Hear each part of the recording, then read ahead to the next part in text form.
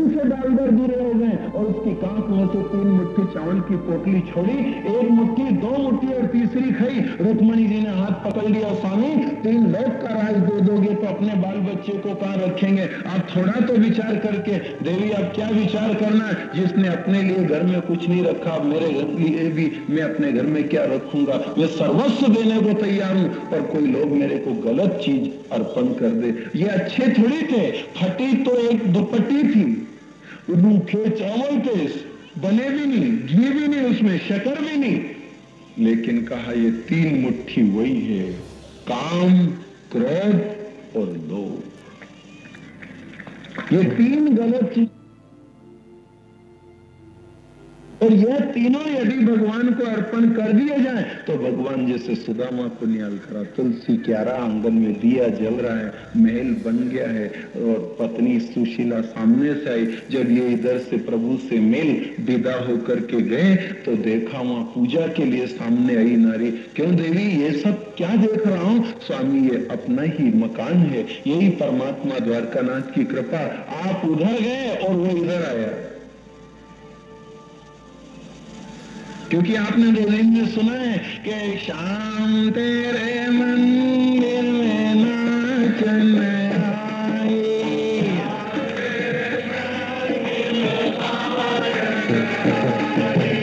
शाम तेरे मंदिर में नाचन आई,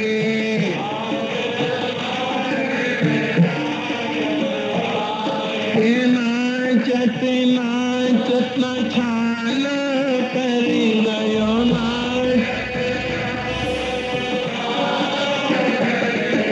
नाचत नाचत छाल करी गयो नाच।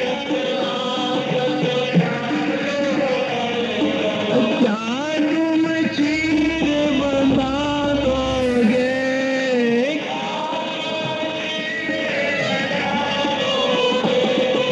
क्या तुम चीर बना दोगे?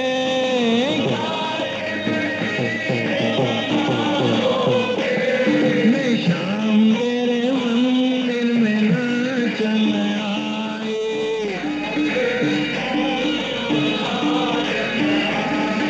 शाम तेरे मंदिर में नाचन आई। वृंदावन बिहारी लाल की, द्वारिकाधीश भगवान की। आज आप सुने कि यदि गोपियां वहां जाती थी तो वह कन्हैया उनके घर की व्यवस्था करने जाता था। ये चीर बांधता था, यदि उनके आने में छाला पड़ जाए तो दवा मल्लम पट्टी करता और दुपट्टा फाड़ के बांधता। पर उनको ही जो द्रौपदी ने अपनी साड़ी का चीर फाड़ करके लपेटा, उसी के यहाँ साड़ी का ढेर दिया है उसने। आप दो तो सही, जो है आपके पास, कहां धन मांग रहा है, गलत व्यसन उसको दे दो, बस वो खुश हो जाएगा। तो लोग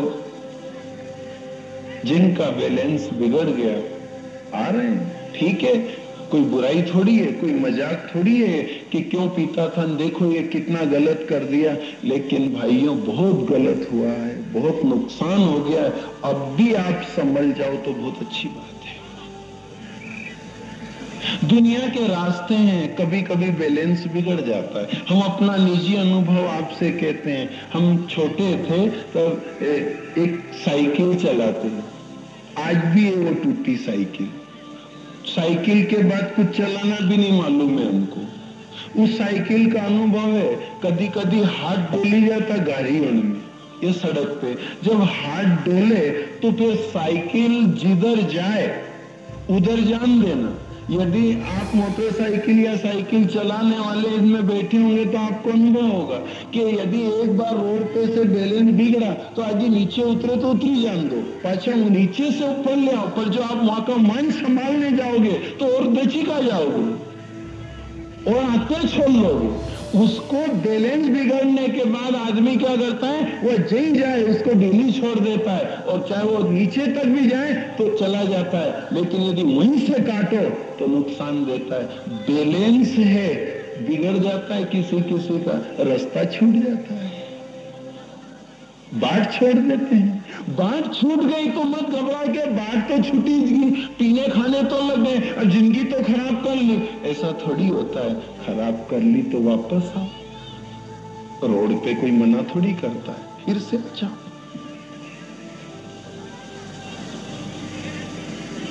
जरूरी नहीं है कि कोई ने गलती कर ली तो जिंदगी भर करता ही रहे, पर यहां कई बार यह बात सुनने को मिलती है, जब लोग बुढ़ापे तक भी पीते रहते हैं, खाते रहते हैं, गलत करते रहते हैं, वो का भाई उनसे को क्यों तुम भी छोड़ो, अबे कहीं पाका अंडे, अबे निकली नाकलेगी तो निकलेगी, जो निकलेगी अब बची, अभी ऐसे निकालो जैसे पहले निकली।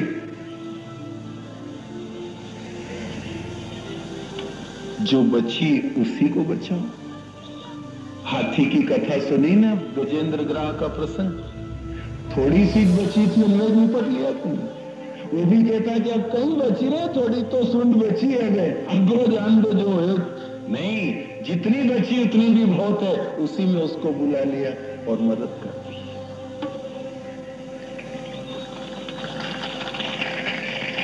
ये हाथ डोल जाता है साइकिल पे, रास्ता छूट जाता है, पत्थर आ जाए, गड्ढा आ जाए, गतिरोध आ जाता है, आदमी लड़खड़ा जाता है,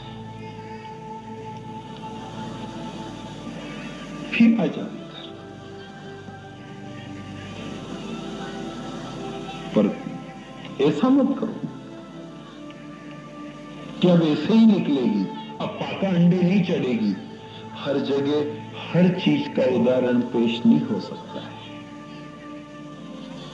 आप जब भी कभी ऐसे लड़खड़ा जाओ तो फिर हिम्मत करना रास्ते पे लाने की। अजामिल की गाड़ी 80 साल तक रोड से नीचे रही, 80 साल बाद घुमा के रोड पे लाया, फिर अमरापुर पहुंच गया। गणिका की कथा है यहां, तो एक वेश्या की कथा।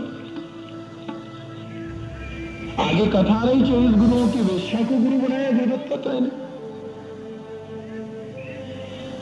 हाँ, पर भगवान आकांक्षा पूरी कर रहा है, मान रहे हैं लोग। देखो अब आपके सामने इतनी लिस्ट शराब और मांस की आ रही है कि वे परित्याग कर रहे हैं। शुरू दिन सामूहिक ब्याह के बारे में कहा था, हमने अपने जीवन के कुछ लक्ष्य बना रखे थे कि लोग एक तो बूढ़ी गाय नहीं बेची,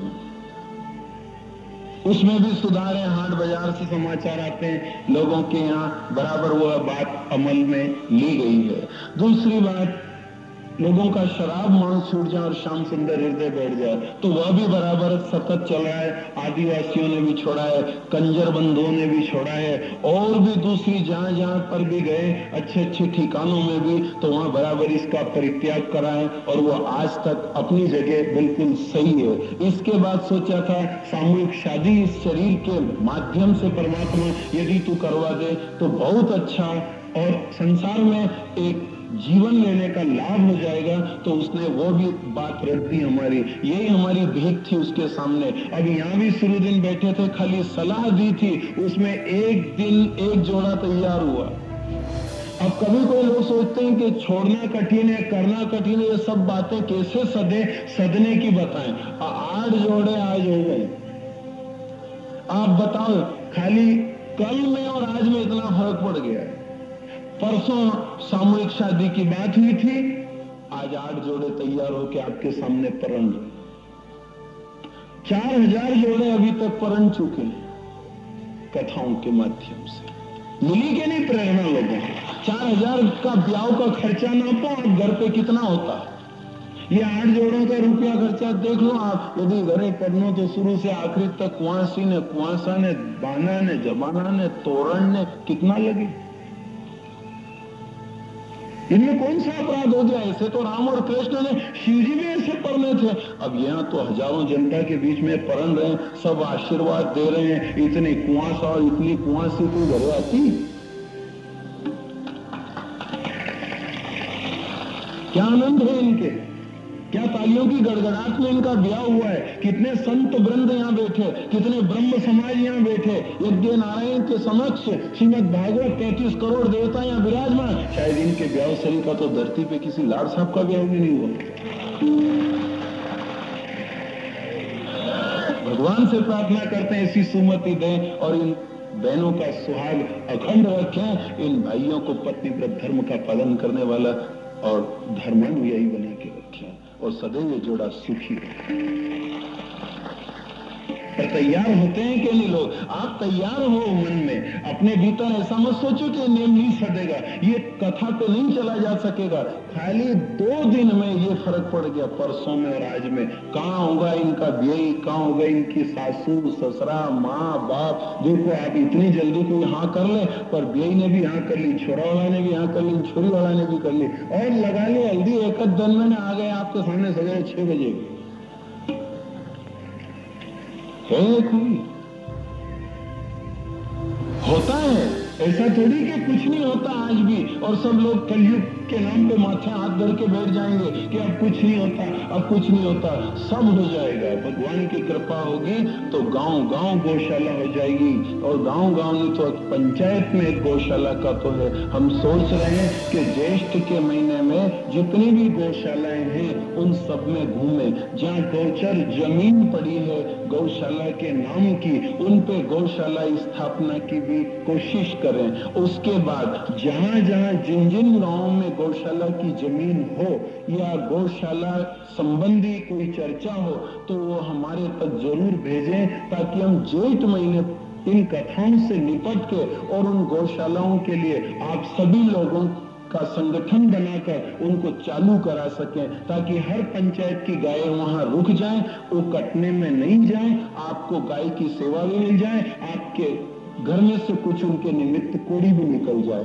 अब ये गौशालाएं बन जाएगी तो अपने को नाराबाजी करनी नहीं पड़ेगी। हमने तो आज तक मंच से एक चंदा दो, पैसा दो और एक गोहत्या बंधो ऐसे नारेबाजी नहीं करी, न पैसे का नाम लिया। भगवान से कह दिया तू ही चला, तू जैसे भी चला।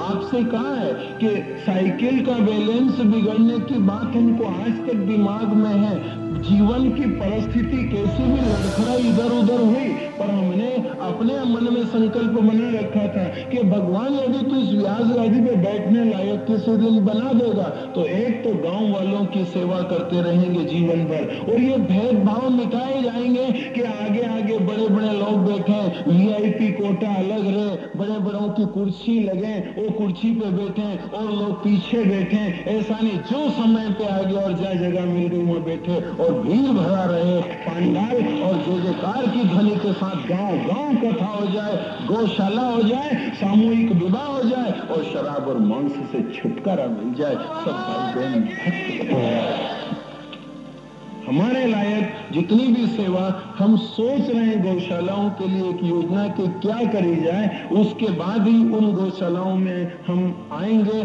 और वहां की योजना बनाएंगे। अभी दिमाग कथाओं में व्यस्त होने के कारण इतना नहीं बन पाता है। फिर भी ये कहीं 8 जोड़े, कहीं 50 जोड़े, कहीं 100 जोड़े, कहीं 150 जोड़े, 2,500 जोड़े तक भी हुए हैं। ऐसी भी प्रेरणा मिली है और पढ़ने हैं, और अभी तक भगवान ने उनको सुरक्षित भी रखा है। तो करने में कुछ नहीं। हम क्या सोच सकते थे कि इतनी जनता एक सापा वाला करने में ही जाएगा? बांधा था तब लोग हंसे थे कि क्यों यो कहीं करिए, सांपो बांधियो। सापा वाला की तो रेल में भी इज्जत नहीं, उनके रेल में कोई जगह नहीं दे, तुम्हारे यहाँ कौन जगह नहीं देगा? हमने सोचा कि अब सापा वालों की इज्जत नीचे गई है तो अब सापा बांध कर देखें अब सापा की इज्जत कितनी ऊंची हो। अब आप देखें सभी भाई बड़े शौक से सापा बांध रहे। ये दिखावा नहीं है, ये हम ये नहीं कहते कि सापा बांध बांध करके झांकी जमाओ और लोगों को बताओ। भाव ये है कि सापा वाले को लोग कहते थे कोई इज्जत नहीं, कुछ नहीं, सापा की कम कीमत है। ये सिख धर्म के अंदर जाके पूछना कि क्यों सापा की क्या कीमत है तुम्हारी संस्कृति में। कभी किसी सिख भाई को आपने खुले सिर नहीं देखा होगा। जब भी जाते हैं गुरुद्वारे में, कोई भी घर में देखो, चाहे मस्जिद वाले मस्जिद में जाते हैं खुले सिर नहीं जाते, वो भी नमाज अदा करने जाते हैं पहनते। गुरुद्वारे में एक सिख बंधु जाता है तो साफा पहनता है, साफा न हो रुमाल डालता पर जाता खुले सिर नहीं। और ये एक दो मंदिरों की बात, यहाँ बहुत सारे किसान होंगे बुजुर्ग, उनको याद है कि जब खड़ा होता था, ज्वार माता करी जाती थी खड़े में, तो खुले सिर वाले को खड़ा में नहीं आन देते थे ज्वार के। अब लोग रो रहे हैं ज्वार नहीं हो, ज्वार नहीं हो। ज्वार कहां से हो? मर्यादा क्या रखी तुमने? अदब क्या रखा? श्री चली ये हमारी मूर्खता के कारण। क्या मालूम क्या इन सनातनियों को सन्निपात छूटा जो अपनी संस्कृति को छोड़ दी, अपना पेरवास छोड़ दिया, तिलक छोड़, टोपी छोड़ दी, साफा छोड़ दिया, चोटी तक छोड़ दी। कभी टोपी नहीं पहने, साफा नहीं पहने। चोटी ने क्या बिगाड़ा, पर चोटी से शर्म। तो चोटी कटवा दी। सिख धर्म में 5 नियम है, आज भी वो बराबर गुरु की परंपरा में चलते हैं। केश, कड़ा, कच्छा और कृपाण। देखा कोई त्याग दे, देखा छोड़ दे। बराबर कड़ाएं तो हैं, कच्छाएं तो हैं, कृपाण है तो हैं, केश है तो हैं, कंघी है तो हैं, उनके साथ रहती है 5 चीज। उनको नहीं सूझा कटवाना। अरे सिखों ने तो अपने चोटी तो ठीक, बाल तक नहीं, गुरु ने कह दिया नहीं तो बिल्कुल गुरु की आज्ञा का पालन। यह हमारे धर्म में देखोगे, धर्म की बात ये नहीं विवाद में डाले, पर हमारे इनमें औरतों ने बाल कटाए, इनके सन्निपात तो कौन को लगाए। ये ऊपर से कहे कि हम तो शेर की है, शेर की ने बाल कटा, गार्डरों ने बाल कटाए, शेर की कटाए।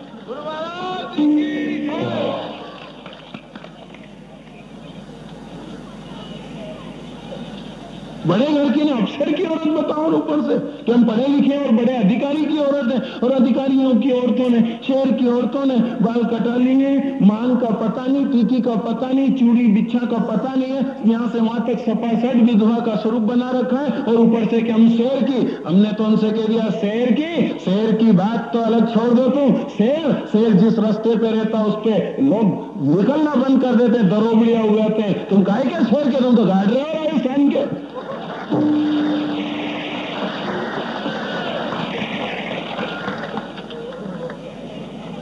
और जब भी ऐसी शेर किया है और कटे बाल किया है, तब कटु सत्य तो है, बुरा तो भले लगेगा, पर आप सोच लेना शेर की नहीं है, शेर की तो शेरनी होती है, शेरनी। और शेरनी को कोई हाथ लगा दे, शेरनी को छू दे बाल काट लो। आप तो ये सोचना या शेर की नहीं है, ये गाड़रों, ये गाड़रों।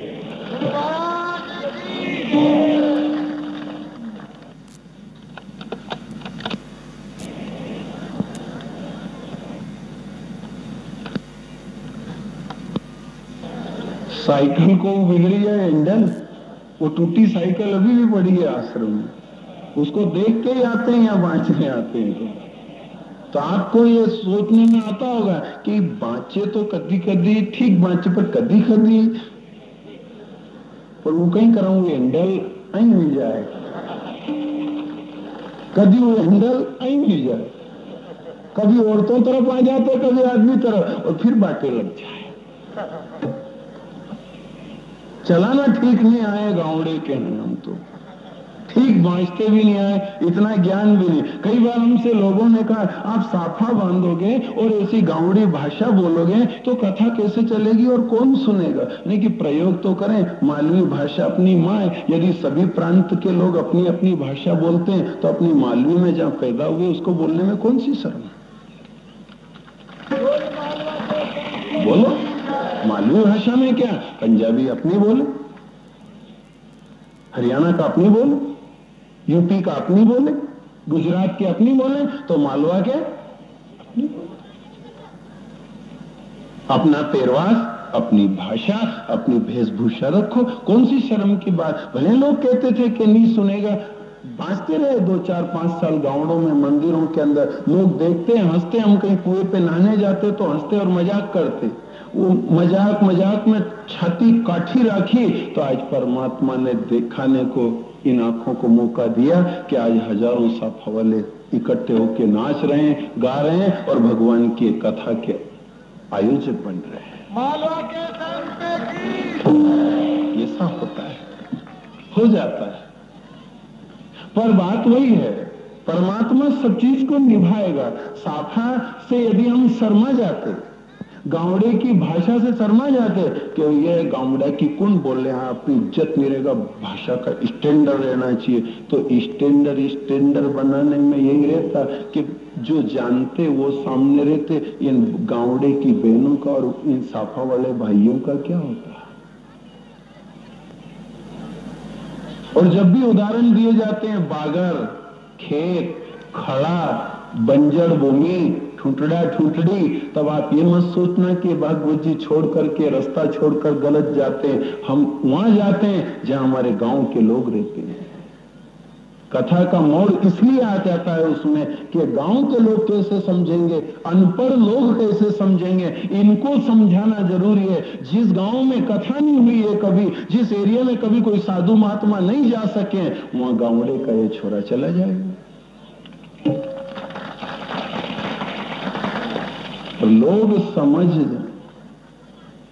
और कभी यह लगे कि रास्ते पे ही चलो, कथा कथा ही है, तो हमने ये भी प्रयोग कर लिया। आपको ये भी अनुभव बता देते हैं। हमको कभी कोई सिखाए कि आज बहुत बड़ा अधिकारी आया है, ने भी साहब आया है, ने आज कथा अच्छी बात जो हो, जो वहां से सिखाई नहीं लाए, यहाँ आया कि कथा बिगड़ी,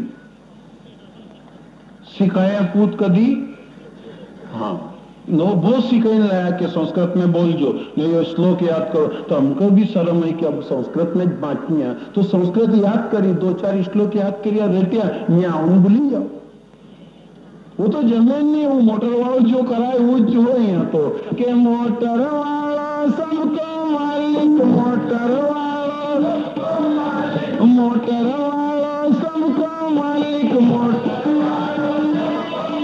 वो नहीं किसी को काको, मोटर धीमा धीमा को, इसमें शाम बैठो को, मोटर धीमा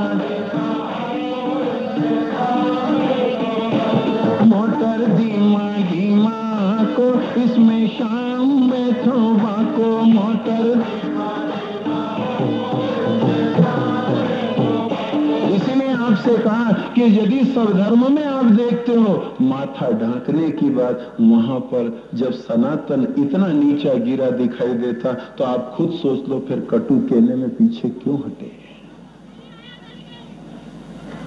कि जहां एक पुरुष का परमात्मा के यहाँ जाने में माथा ढांका जाता है, वहां फिर नारी का माथा ढांकना कितना जरूरी है। पर आज कितनी नारियां खुले केश घूमती है, उनको यही ज्ञान नहीं है कि मैं नारी हूं।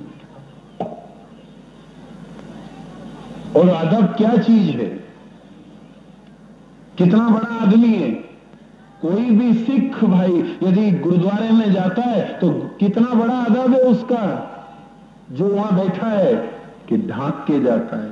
क्यों जाता है? वो इस बात का अदब मानता है कि सबसे बड़ा बैठा हुआ है जो यहाँ बैठा है गुरु ग्रंथ साहब, हम इसको अपना आराध्य मानते हैं, इसके सामने हम खुले सिर नहीं जाएंगे।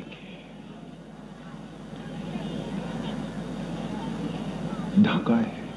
ये क्या है? वैसे गंभीरता से देखो नहीं तो बंगाल में चलता है ये पंथ, वहां से मिलती है कुछ ऐसी राज की बातें कि परमात्मा प्रीतम है और यह आत्मा उसकी प्रेयसी है, पत्नी है। और पत्नी जब वहां जाती है अदब से जाती है, ढांक के।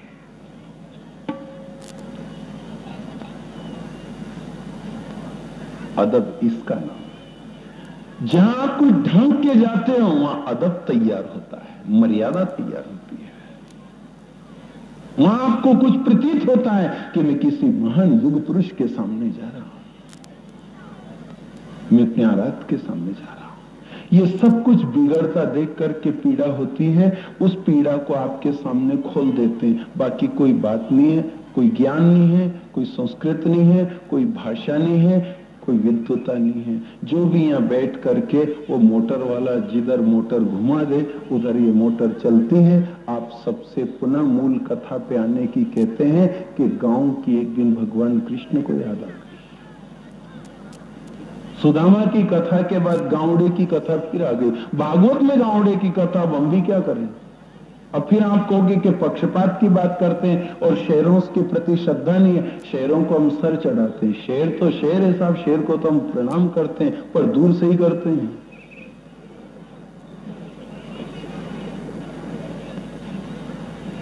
क्योंकि वहां ये चीजें जो चाहिए वो नहीं मिल पाती है, या हम लायक नहीं है। कई बार जब हमने शेरों से मना किया तो कुछ लोगों ने कहा कि इनके यादन नहीं तो शेर में कैसे जाए, शेर में जाए तो ये लोगों ने खालडा खींची दे। उनका समय बांचे देखा गावड़े को गपला। हमने सोचा कि चलो ये और अच्छो रियो कि शेर से दूरी तो मिली, क्योंकि 3 आदमी से दूर से ही नमस्कार करनी चाहिए, शेर, सांप और शराबी। दूरा से कि जय रघुनाथ जी के साथ दूर। पर यह नहीं कहते हैं कि बुराई है। यदि ये बुराई हट जाए और शहर के भाई बहन इस बात को मान लें कि हाँ यथार्थ है कि सिर ढकना, यथार्थ है कि केश नहीं कटवाना, क्योंकि केश किसके कटते हैं। हाँ यथार्थ है कि हमको चूड़ा पहनना चाहिए, हाथ खाली नहीं रखना चाहिए, बिछिया पहनना चाहिए, टीकी लगाना चाहिए, सिंदूर लगाना चाहिए मांग के अंदर, तो हम शहर के लिए भी तैयार हैं। शहर के लोगों का सम्मान करते हैं और शहर के लोगों को गले लगाते हैं, उनकी सेवा करते हैं। लेकिन यदि यह चीज नहीं मानने को तैयार है तो हम शेर से दूर हैं।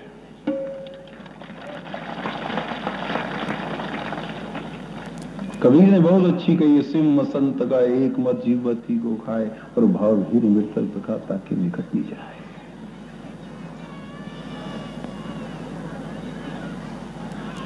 शहर में पहुंच गए थे द्वारकाधीश, पर भोजन नहीं करते थे। एक टाइम हो गई रोटी। रुक्मणी जी ने पूछा, स्वामी जी आप भोजन नहीं करो ने, एक टाइम कर दी ने, कोई तकलीफ होती है? कुछ नहीं। तो नहीं भाई क्या और कुछ चीज बना दिया करें? नहीं नहीं ऐसी कोई बात नहीं। फिर बात कही है, मोसे व्रज विसरत नहीं है, रुक्मणी मोसे व्रज विसरत नहीं है, मोसे व्रज विसरत नहीं, रुक्मणी मोसे व्रज विसरत नहीं, मोसे व्रज विसरत नहीं। ब्रज की बहुत याद आएगी। तो इस सोना चांदी का बंगला में रहो, क्या आनंद के ठाठ हैं। हाथी पे आपका रोड के ऊपर शोभा यात्रा निकले बैंड बाजों के साथ, और आपको फिर भी वो गावड़ा याद आए। नहीं कि तो गावड़े की बात करें, वह सोना चांदी की द्वारिका बनाई,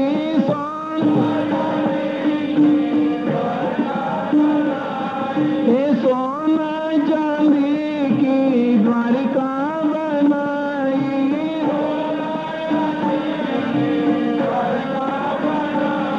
और चारों तरफ से वह खूब सजाई,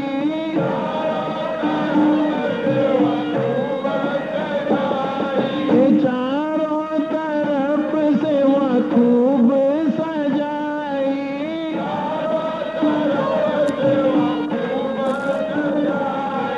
पर गोकुल सी गलियां में नहीं है, और रुक्मणी मोसे व्रज विसरत नहीं है, गोकुल सी गलियां में नहीं है, और रुक्मणी मोसे व्रज विसरत। क्या कहूं कि वहां की गली याद आए, मुझे तो गावना अच्छा लगे बस। तो भोजन तो करो, भोजन तो करूं, बलराम जी को बुला दो। आए, क्यों भैया, क्या तकलीफ है? आए, दादा मेरा एक आग्रह, आप व्रत चले जाओ, मुझे आज गोपियों की बहुत याद आ रही है और अभी एक खबरा सूर्य ग्रहण आ रहा है। आप गोपियों से किया ना कि प्रभास क्षेत्र में स्नान करने के लिए मैं भी जाऊंगा, वो भी उधर से आ जाए ताकि मिलना हो जाए। मुझे बहुत याद आई उनकी। वो बेचारी मेरे बिना बिलखती होगी, पर उनका बस नहीं चले जो यहाँ आ सकती है। वो गांव में रहती है, वहां अदब भी बहुत है, उनसे घर में से भी नहीं निकलाता होगा, अनेक अड़चने हैं। इसलिए मेरी इच्छा है कि उनसे एक बार मिल ले। राजा बना, यहाँ राज दरबार लगा, ये सारी व्यवस्थाएं माथे पे डाली नाना अग्रसेन ने, तब से मेरे को बड़ी तकलीफ आती है। ये गए, वहां जाकर गोपियों को संदेशा दिया, 2 महीना रहे, यमुना के साथ रास की इच्छा हो गई। वो मधुवन ऐसा याद आया बलराम जी को, और यमुना को कहा, वो नहीं आई तो उन्होंने हल मारा जोर से। आज भी वो बलराम का पराक्रम ब्रज के निकट टेढ़ी होकर के दिखाती है। ब्रज के निकट यमुना टेढ़ी बहती है कि बलराम भी एक बार द्वारका छोड़ करके यहाँ आ गए, वहां महलों की रानियों को छोड़ के, और यहाँ गांवों की गोपियों के बीच में एक बार उस मधुवन को देख के रास की इच्छा हो गई थी। वो बालू रेत के टीले, वो तलेटी इतना अच्छी लगी कि शायद द्वारका की कोई चौपाटी भी अच्छी नहीं लगी होगी। उधर से गांवड़े के लोगों ने जहां सुना, दौड़ पड़े। ये गांव के लोग बेचारे बड़े भले हैं। ये शहरों में भी कथा होती है तो लाज रखते हैं पंडाल की। यदि गांवड़े के लोग शहर में नहीं जाए सुनने तो शायद पंडाल बनाना तो मुश्किल है।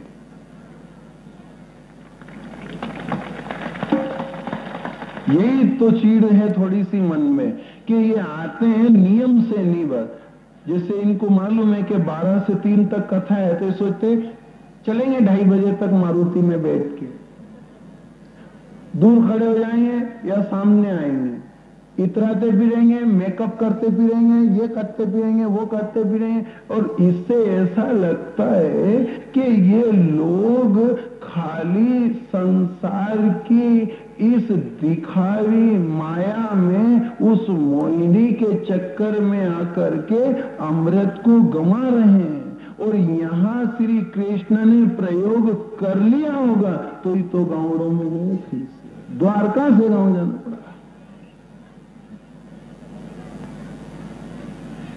नहीं आते, नहीं सुनते। और गांवड़े के लोगों को सूचना भर दे दी तो पथ में खड़े रातों से आकर के ब्रज मंडल के सब लोग लू गैया।